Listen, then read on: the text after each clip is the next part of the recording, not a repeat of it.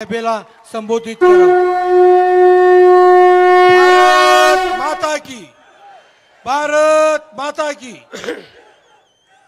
भारत माता की, भारत माता की, छत्रपती शिवाजी महाराज की, धर्मवीर छत्रपती संभाजी महाराज की, जय भवानी, जय भवानी, जय जय जय जय जय भवानी,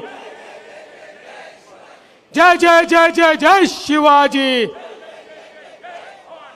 हिंदवी स्वराज्याचे सरसंस्थापक छत्रपती शिवरायांना मानाचा मुजरा करतो। भारतीय राज्यघटनेचे शिल्पकार भारतरत्न डॉक्टर बाबासाहेब आंबेडकर यांना मानवंदना करतो। आज या इचलकरंजी शहरामध्ये विधानसभेच्या निवडणुकीमुळे होणाऱ्या सभेत मंचावर उपस्थित असलेले आपले आमदार प्रकाश अण्णा आवाडेजी, भाजपचे ज्येष्ठ नेते सुरेश हळवणकरजी, आपले तरुण तडफदार उमेदवार आणि जे तुमच्या आशीर्वादाने 23 तारखेला रेकॉर्ड मताने निवडून येणार आहेत ते राहुल आवाडेजी, राजवर्धन नाईक निंबाळकरजी, अशोक स्वामीजी, प्रकाश दत्तवाडेजी, रवींद्र मानेजी, बाळ महाराज, अमृत भोसलेजी, पुंडलिकराव जाधव, अश्विनीताई कुबडगे, उर्मिलाताई गायकवाड, मिश्रीलाल जाजू, भाऊसाहेब आवळे, विनोद काकाणी, निवास पांढरपट्टे, अनिल माधव नाईक, वैशालीताई डोंगरे, प्रकाशराव मोरे, सुनील पाटील, गजानन महाराज गुरुजी, सुभाष मालपाणी, हिरंग खवरे, जवाहरजी छाबळा, मंचावरील सर्व मान्यवर, कोणाचं नाव सुटलं असेल तर माझी चूक नाही आहे, नाव लिहून देणाऱ्याची चूक आहे, तथापि मी माफी मागतो। खरं म्हणजे मला एका गोष्टीचा अतिशय आनंद आहे की ज्या लोकांनी नेहमी धर्माला विरोध केला, ज्या लोकांनी नेहमी या ठिकाणी एक प्रकारे आपल्याला दूषणं दिली, अलीकडच्या काळामध्ये ते लोकही रामकृष्ण हरी म्हणायला लागले आहेत। भगव्याचा जादू चालू झालेला आहे, पण लक्षात ठेवा इचलकरंजीच्या जनतेला माहिती आहे साधू कोण आणि संधी साधू कोण आहे। त्यामुळे संधी साधूंनी कितीही उसना आणला तरी देखील इथली जनता या ठिकाणी कोणाला निवडून द्यायचं ते त्यांचं ठरलंय। राहुल दादा तुम्ही किती नशीबवान बघा, एकीकडे प्रकाश अण्णांनी निर्णय केला, खरं म्हणजे ते लढू शकले असते, पण त्यांनी निर्णय केला की नाही, नव्या दमाच्या पिढीला, नव्या पिढीला समोर आणायचा आहे। आणि दुसरीकडे सुरेश हळवणकरांनी निर्णय केला की या नव्या पिढीला साथ द्यायची आहे। मग ज्या ठिकाणी प्रकाश आवाडे आणि सुरेश हळवणकर एकत्रित आले, रेकॉर्ड तर होगा ही, रेकॉर्ड तर बनणारच आहे। त्यामुळे खरं म्हणजे आज मला तर लक्षातच येत नाही, आज मी पहिली सभा केली नाशिक जिल्ह्यामध्ये, तिथले उमेदवार होते राहुल आहेर।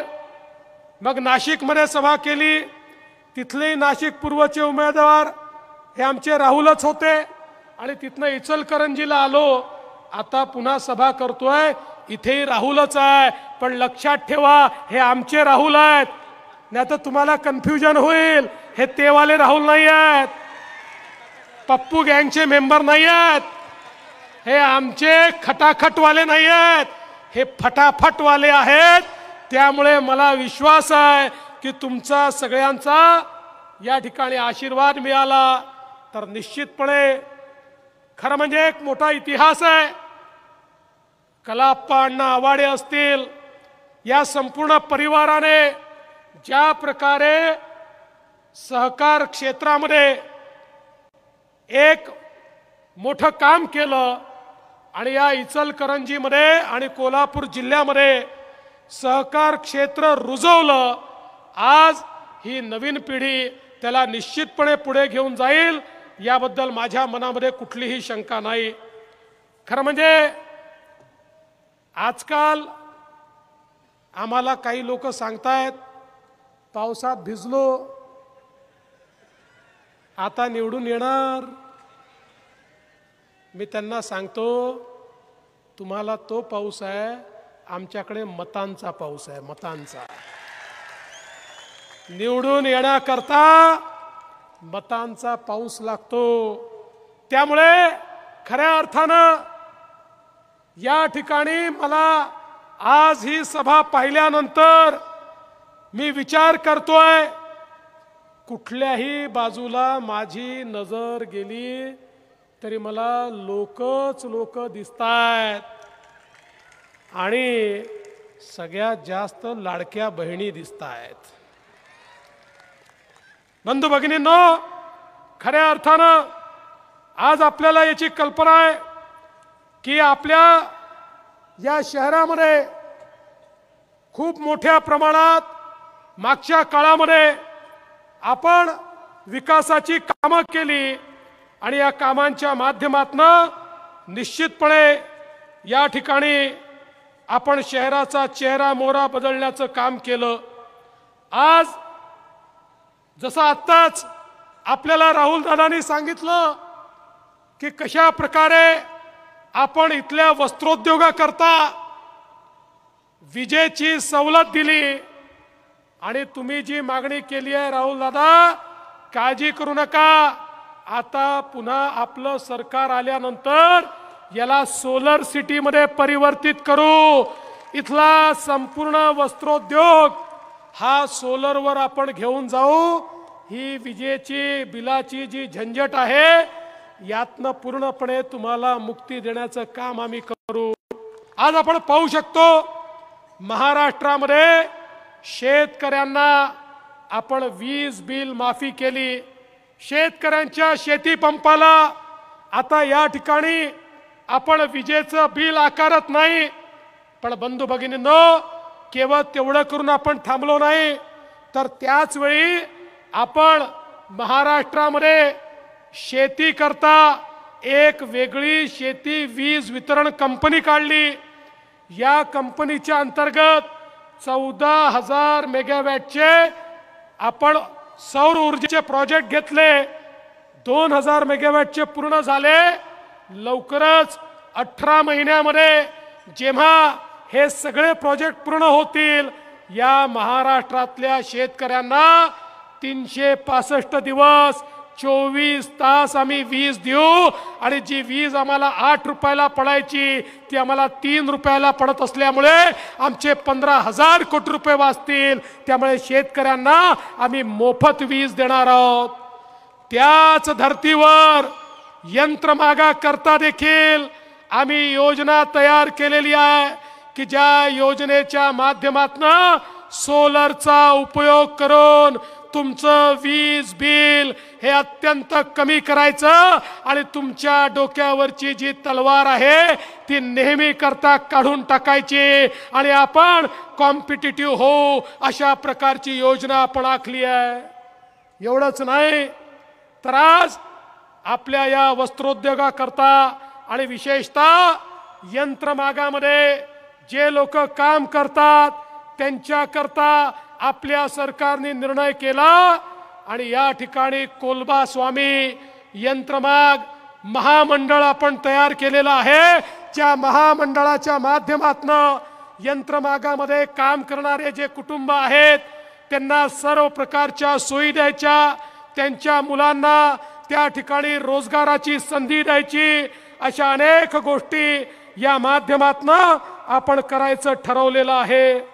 हे सगळं करत असताना मला आपल्याला लक्षात आणून द्यायचं आहे, राज्यात जे सरकार आहे ते सरकार सातत्याने सर्वसामान्य माणसाकरता काम करताय. दीन दलित गोर गरीब आदिवासी शेतकरी शेतमजूर महिला अल्पसंख्याक ओबीसी मराठा धनगर एकही समाज असा नाही की ज्या समाजाकरता या सरकारने काम केलेलं नाही. आपण विविध समाजांकरता महामंडळं काढली, त्या माध्यमातून मुलांच्या शिक्षणाची सोय केली, परदेशी शिक्षणाकरता स्कॉलरशिप दिली, वेगवेगळ्या समाजाचे हॉस्टेल काढले आणि आता आपण ही देखील व्यवस्था केली आहे की आमच्या मुलांकरता आपण अप्रेंटिसची योजना आणली आहे. 10 लाख तरुणांना अप्रेंटिसच्या माध्यमातून 1 वर्षापर्यंत 10,000 रुपयापर्यंतचा त्यांचा पगार आता राज्य सरकार देणार आहे. त्यामुळे त्या मुलांना त्या ठिकाणी एक्सपिरियन्स मिळेल, 10,000 रुपये पगार देत असल्यामुळे त्यांना नोकरी मिळेल आणि त्यानंतर वर्षभरानंतर तिथेच परमनंट होतील किंवा त्या सर्टिफिकेटच्या आधारावर त्यांना लोन देऊन आपण त्यांना कामाला लावणार आहोत.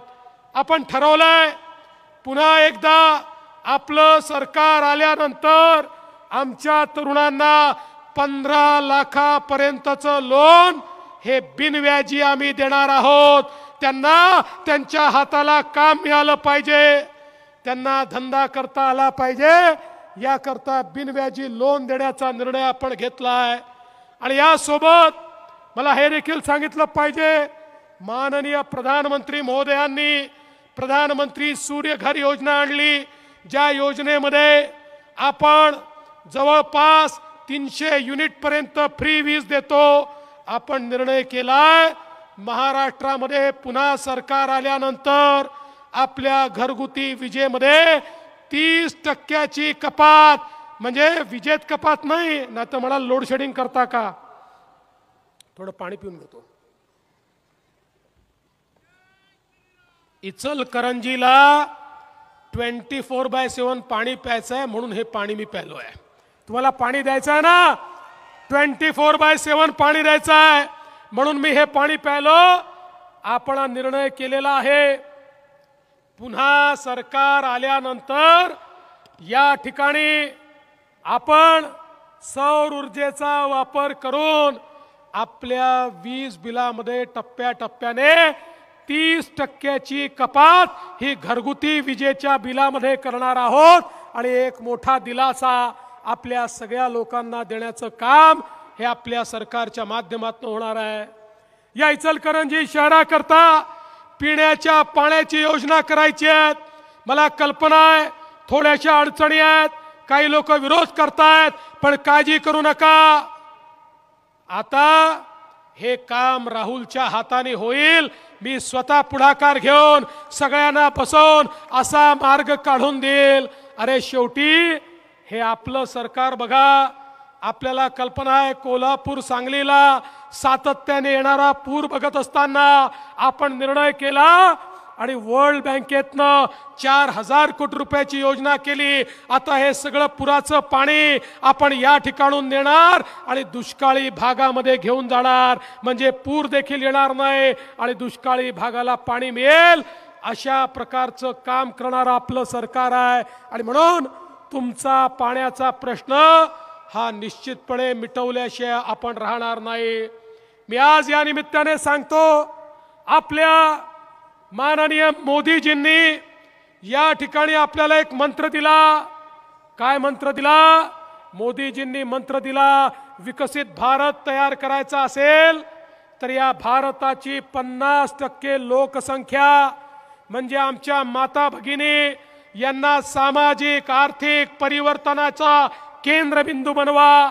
आणि म्हणून मोदीजींनी या ठिकाणी आपल्याला बेटी बचाओ बेटी पढाओ पासनं तर लखपती दीदी पर्यंतचा कार्यक्रम दिला. लखपती दीदी म्हणजे मोदीजींच्या योजनेतनं व्यवसाय स्थापून जी महिला वर्षाला 1 लाख रुपयांपेक्षा जास्त पैसा कमावते तिला लखपती दीदी म्हटलं जातं. आज महाराष्ट्रामध्ये आम्ही 11 लाख लखपती निधी केल्या, लवकर 25 लाख करू, मग 50 लाख लखपती निधी आम्ही करणार आहोत. राहुल दादा, माझी तुमच्याकडनं अपेक्षा आहे, ही जनता तुम्हाला निवडून देणार आहे. तुम्हाला या इचलकरंजीमध्ये माझ्या 25,000 लाडक्या बहिणींना लखपती दीदी करायचा आहे आणि त्याकरता हा देवा भाऊ तुमच्या सोबत आहे. तुम्हाला माझ्या 25,000 बहिणींना लखपती दीदी करायचा आहे. आपल्या सरकारने निर्णय घेतले, लेक लाडकी योजना आणली. घरामध्ये मुलीचा जन्म झाला तर जन्माचं स्वागत झालं पाहिजे आणि म्हणून आपण त्या ठिकाणी योजना आणली. मुलगी जन्माला आल्याबरोबर त्या ठिकाणी आपण 5,000 रुपये देतो. पहिल्या वर्गात गेली की 5,000 रुपये, चौथ्या वर्गात गेली की 7,000 रुपये, 11व्या वर्गात गेली की 8,000 रुपये आणि मुलगी 18 वर्षाची झाली की 75,000 रुपये, असे 1 लाख रुपये त्या घराला आपण देतो. मुलगी नाही, घरी लक्ष्मी आली आहे, तिचं स्वागत झालं पाहिजे, याकरता ही योजना आपण आणली. आज आपल्याला माहिती आहे उच्च शिक्षणामध्ये खर्च मोठा आहे. 2 लाख 4 लाख फी भरावी लागते. सर्वसामान्य माणसाला, गरीबाला ते परवडत नाही. आज गरीबाच्या घरामध्ये एक पोरगा असेल, एक पोरगी असेल तर ते विचार करतात आम्ही एकालाच शिकवू शकतो आणि मग पोरीला बोलवतात आणि सांगतात बेटा आमच्याकडे एकाला शिकवायचे पैसे आहेत, आम्ही तुझ्या भावाला शिकवतो, त्याला डॉक्टर इंजिनियर MBA करतो, तू आपलं काहीतरी MA BA करून टाक, कारण तुला शिकवायला आम्हाला पैसे नाहीत, आम्हाला शेवटी तुझं लग्नच करायचं आहे. किती हुशार असली मुलगी तरी देखील तिला घरी बसावं लागतं. आम्ही योजना आणली आणि मुलीच्या आईबापांना सांगितलं तुमच्याकडे मुलीला शिकवायला पैसे नसतील, काळजी करू नका, मुलीचे मामा मुंबईच्या मंत्रालयात बसले आहेत, ते मुलीचा सगळा खर्च करतील आणि आम्ही मुलींचं मोफत शिक्षण ही योजना आणली. आता मुलींना 2 लाख 4 लाख 5 लाख कितीही फी असली तरी देखील ती फी राज्याचं सरकार भरतंय आणि मुलींना आपण शिकवतोय. आपण मागच्या काळामध्ये ST मध्ये 50% कन्सेशनची योजना महिलांकरता आणली. 50% तिकीट लागायचं. त्या ठिकाणी योजना घोषित केल्याबरोबर ST महामंडळाचे लोक माझ्याकडे आले, मला म्हणाले साहेब योजना करू नका. म्हटलं का बरं? म्हणाले ही योजना केली आधीच आमची ST तोट्यात आहे, ती डबघाईला जाईल. मी म्हटलं योजना करणारच, गरज पडली तर तुम्हाला पैसे देऊ. योजना सुरू झाली. 1.5 महिन्यापूर्वी पुन्हा ST महामंडळाचे लोक माझ्याकडे आले. मी म्हटलं आता का आले? म्हणाले साहेब सांगायला आलो, काही झालं तरी ही योजना बंद करू नका. अरे म्हटलं अजब लोक आहे तुम्ही, कधी म्हणता योजना सुरू करू नका, कधी म्हणता योजना बंद करू नका, का बंद करू नका सांगा मला. म्हणाले साहेब ही योजना सुरू झाल्यापासनं इतक्या महिलांनी प्रवास चालू केला की तोट्यात असलेली आमची ST आता फायद्यामध्ये आलेली आहे, त्यामुळे ही योजना बंद करू नका. मग मी थोडी माहिती काढली. मी म्हटलं चाललं काय आहे? माझ्या लक्षात आलं अलीकडच्या काळामध्ये आमच्या लाडक्या बहिणी या आमच्या सगळ्या भाऊजींना सांगतात तुम्ही घरी बसा, आता जर तालुक्याला जिल्ह्याला जायचं तर मीच जाऊन येते, तुम्ही गेले तिकिटी दुप्पट लागतं, तिथे गेल्यावर पान तंबाखू खर्रा ठर्रा काय काय कराल, पैसे बर्बाद करून याल, मी गेली तर अर्ध्या पैशात जाऊन येते आणि आपले पैसे वाचवून येते. आणि त्यामुळे आमच्या बहिणीच आता फिरायला लागलेल्या आहेत. बहिणींना 3 गॅस सिलेंडर आपण मोफत दिले आहेत आणि त्यासोबत मुख्यमंत्री माझी लाडकी बहीण योजना आपण आणली आणि बहिणींच्या खात्यामध्ये 1500 रुपये देणं सुरू केलं. मला तुम्हाला सांगितलं पाहिजे, योजना घोषित केली तर हे तुतारीवाले, उबाठावाले, काँग्रेसवाले आम्हाला म्हणायची योजना होऊच शकत नाही, पैसा जाणारच नाही, तर जमणारच नाही, हा तर जुमलाच आहे. त्या सगळ्यांच्या नाकावर टिचून 2.5 कोटी बहिणींच्या खात्यामध्ये नोव्हेंबरपर्यंतचे पैसे आम्ही भरून टाकले. यांचे थोबडे एवढे एवढे झाले, एवढे एवढे. पण मला बहिणींना सांगायचं आहे, बहिणींनो जरा सावध राहा. जसे आम्ही तुमचे सख्खे भाऊ आहोत, तुमचे काही सावत्र भाऊ देखील मार्केटमध्ये फिरतात. हे तुतारीवाले, उबाठावाले, काँग्रेसवाले तुमचे सावत्र भाऊ हे तुमच्या लाडक्या बहिणीच्या आणि सगळ्या योजनांच्या विरुद्ध उच्च न्यायालयामध्ये गेले. यांचे अधिकृत निवडणूक प्रमुख हे न्यायालयात गेले आणि उच्च न्यायालयात त्यांनी मागणी केली, ही लाडकी बहीण योजना बंद करून टाका, ही लेक लाडकी योजना बंद करा, ही प्रवासाची योजना बंद करा, ही फीची योजना बंद करा. आणि कारण काय सांगितलं? म्हणाले या योजना म्हणजे सरकारी तिजोरीतल्या पैशांचा चुराडा आहे, म्हणजे यांच्या बापाचेच पैसे आहेत, सरकारी तिजोरीतला चुराडा आहे. पण काळजी करू नका, या सावत्र भावांचा डाव साधला नाही. सख्खे भाऊ त्या ठिकाणी होते. आम्ही कोर्टात भूमिका मांडली आणि कोर्टाने सांगितलं आता ही योजना सुरूच राहील, ही योजना बंद होणार नाही. आणि बहिणींनो आता पुन्हा सरकार आलं की 1500 रुपये नाही 2100 रुपये बहिणींना देण्याचा निर्णय आपल्या सरकारने घेतलेला आहे. आज आपण पाहू शकतो या ठिकाणी आपल्या सरकारचा एक एक निर्णय बघा. उसाच्या कारखानदारीवर त्या ठिकाणी इन्कम टॅक्स लागला होता. 15 वर्ष पवार साहेब त्या मनमोहन सिंगजींकडे डेलिगेशन घेऊन जायचे, टॅक्स लागतोय, टॅक्स रद्द करा. तो टॅक्स रद्द झाला नाही. आमच्या शेतकऱ्यांकडनं त्याची वसुली करा असा कोर्टाचा आदेश आला.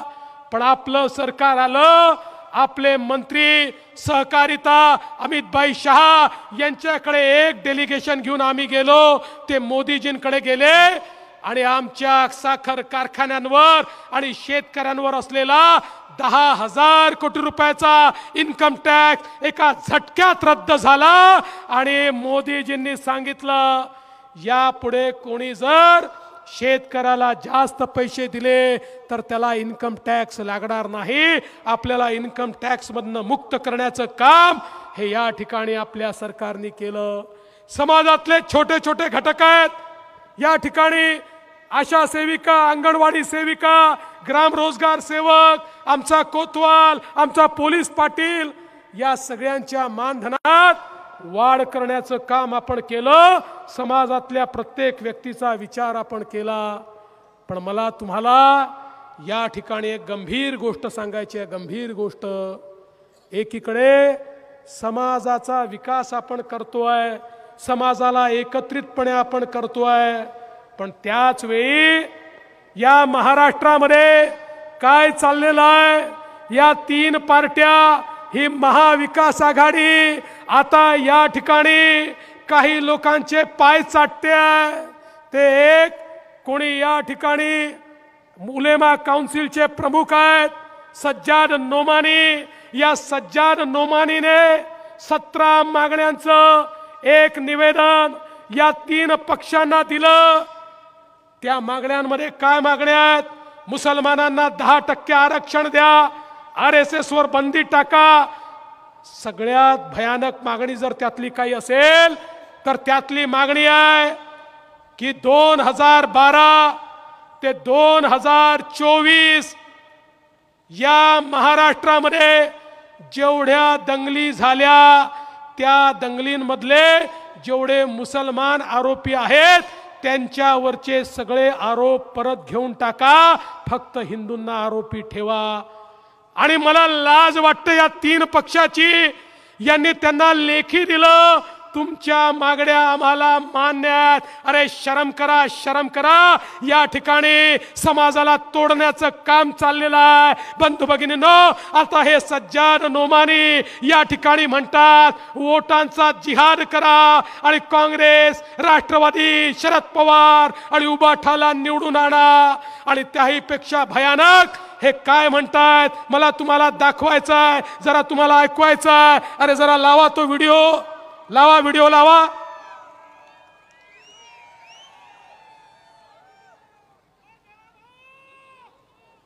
और मैं ये बात जानता हूं कि महाराष्ट्र में अगर वो जीत गए तो वो दस्तूर नहीं बदल पाएंगे, लेकिन मैं इस बात की तरफ भी तवज्जो दिलाना चाहता हूं कि महाराष्ट्र के इलेक्शन ने ऐसी अहमियत हासिल कर ली है कि अगर यहाँ वो जीत गए हरियाणा की जीत के बाद, तो उसके बाद उनके हौसले बहुत बुलंद हो जाएंगे और फिर दिल्ली सरकार वो नए हौसलों के साथ दस्तूर की तब्दीली जैसे अपने नापाक इरादों की तकमील की तरफ आगे बढ़ेगी. और अगर महाराष्ट्र में उनको शिकस्त हो गई तो इत्तलात के मुताबिक दिल्ली सरकार भी बहुत दिन तक नहीं ठहर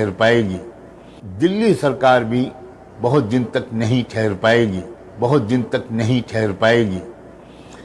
तो हमारा निशाना सिर्फ महाराष्ट्र सरकार नहीं है, बल्कि मरकजी हुकूमत है और मुल्क का मुस्तकबिल है. और मैंने कल एक यूट्यूब चैनल के इंटरव्यू में ये बात भी कही कि ये कैसा वोट जिहाद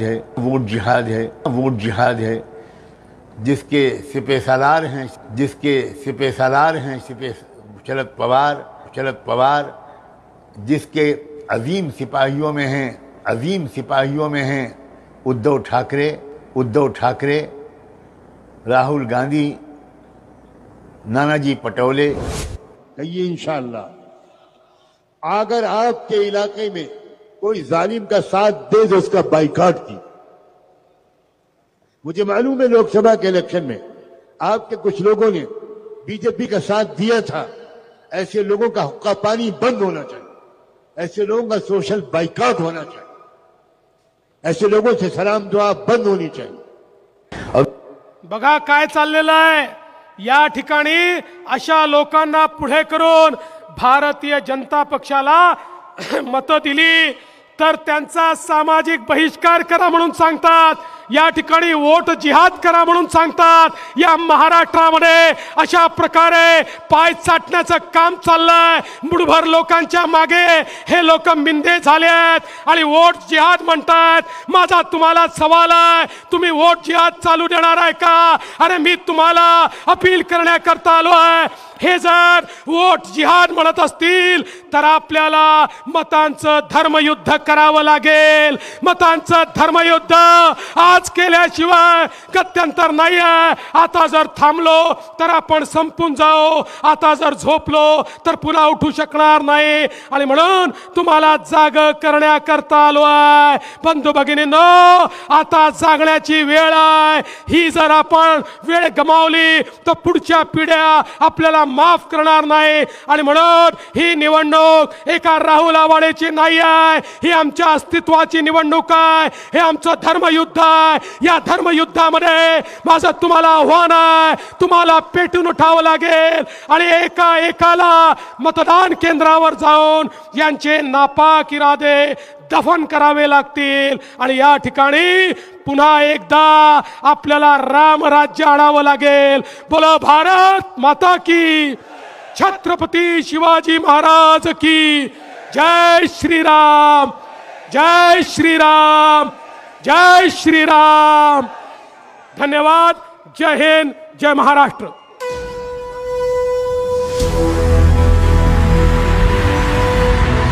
भारत माता की, बोल सियापति रामचंद्र की जय. भवानी.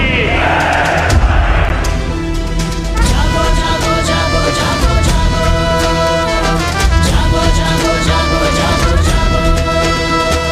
जागो तो एक बार, जागो जागो तो, जागो तो एक बार, जागो जागो तो, जागो तो एक बार हिंदू, जागो तो,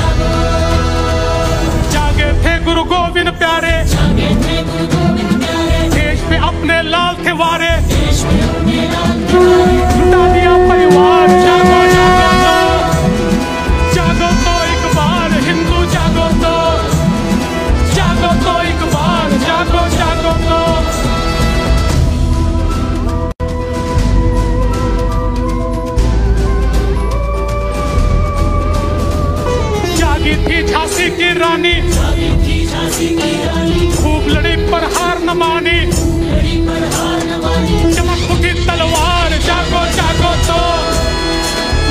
तो एक बार हिंदू जागो तो एक बार जागो जागो तो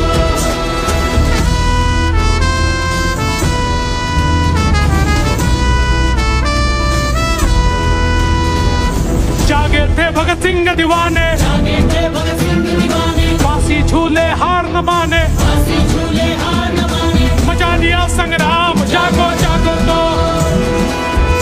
तो एक बार हिंदू जागो तो एक बार जागो जागो तो।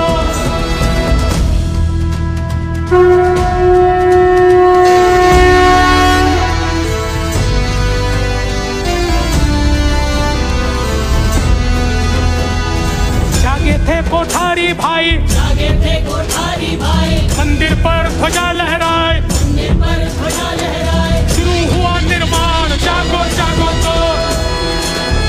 तो एक बार हिंदू जागो तो एक बार जागो जागो तो।